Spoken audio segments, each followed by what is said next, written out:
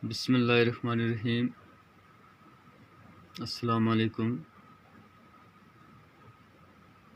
अज़ीज़ तलबा व तलबात। आज 9th क्लास साइंस सब्जेक्ट का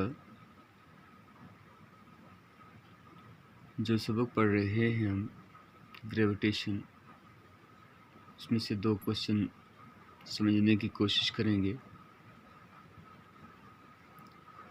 पहला क्वेश्चन है हमारा,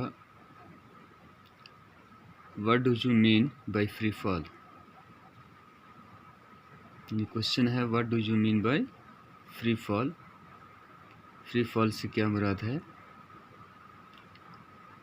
यानी इसका मतलब है कि अगर हम कोई भी चीज़ ऊपर फेंकते हैं हवा में, तो जितनी भी फोर्स हम उसको लगाते हैं वो इतनी ऊपर जाती है और वापस फिर वो ज़मीन पर आती है। इसके बारे में हमने पढ़ चुके हैं कि इसके पीछे कौन सी फोर्स काम करती है। तो आज इसी से ये रिलेटेड है कि ये फ्री फॉल क्या है। तो हम कहते हैं, when an object is dropped from a certain height, कि जिस वक्त कोई भी किसी भी चीज़ को सर्टेन हाइट से ड्रॉप किया जाता है from the earth, the object fall towards the earth due to the gravitational force. तो वो चीज़ फॉल करती है, गिरती है ज़मीन पर, किस या ज़मीन की तरफ आती है ग्रेविटेशनल फोर्स की वजह से, यानी ज़मीन की कशिश की वजह से।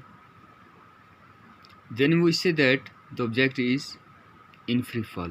तो हम कहते हैं कि ये जो ऑब्जेक्ट है ये फ्री फॉल है। Free fall, while free falling there is no change in the directions of motion of object.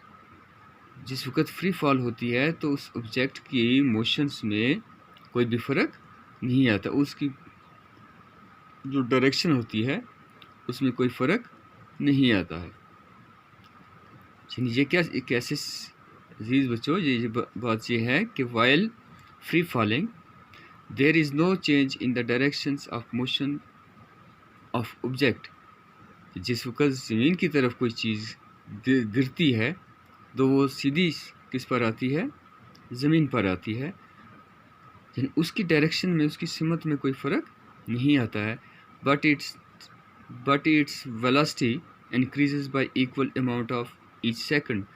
लेकिन रिमेंबर आपको रखना है, याद रखना है कि उसकी वेलोसिटी में, उसकी वेलोसिटी जो होती है, उस ऑब्जेक्ट की वेलोसिटी जो होती है वो इंक्रीज़ होती है by equal amount in each second.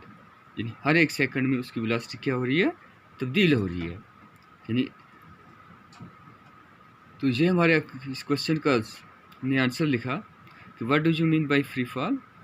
When an object is dropped from a certain height from the earth, the object fall towards the earth due to gravitational force, then we say that the object is in free fall. While free falling, there is no change in the directions of object.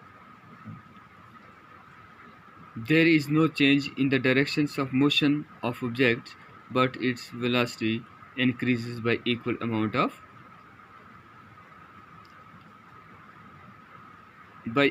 amounts in each second. तो इसी के साथ एक और question हमारा है, what do you mean by acceleration due to gravity. अब कहता है कि एक्सेलरेशन ड्यू टू ग्रेविटी क्या है, इसका क्या मकसद है। When a body fall freely under the gravitational force, when a body fall freely under the gravitational force of attractions of the earth. जिस वक्त कोई भी चीज़ फॉल करती है ग्रेविटेशनल फोर्स की वजह से ज़मीन की तरफ,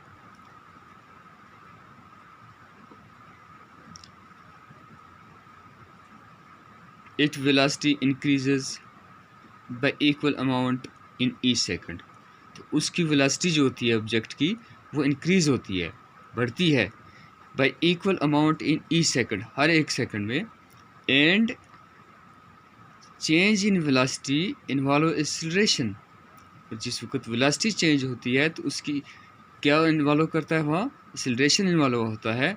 the accelerations of an object due to earth gravitational force is known as acceleration due to gravity. अब the accelerations of an object due to the earth's gravitational force is known as acceleration due to gravity। यानी वो change जो velocity जिसमें involve हो और acceleration हो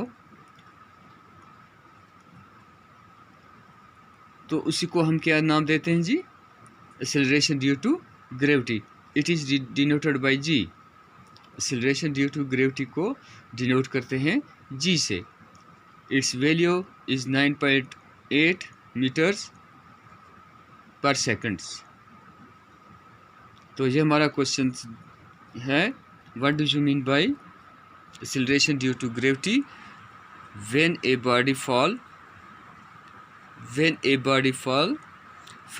freely under the gravitational force of attractions of the earth, its velocity increases by equal amount in each second, and change in velocity involves the acceleration. The accelerations of an object due to the earth's gravitational force is known as accelerations due to gravity. It is denoted by g.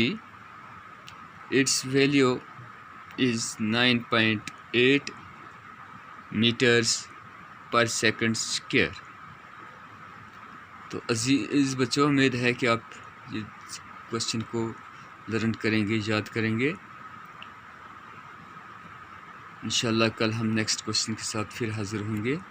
अल्लाह हाफ़िज़।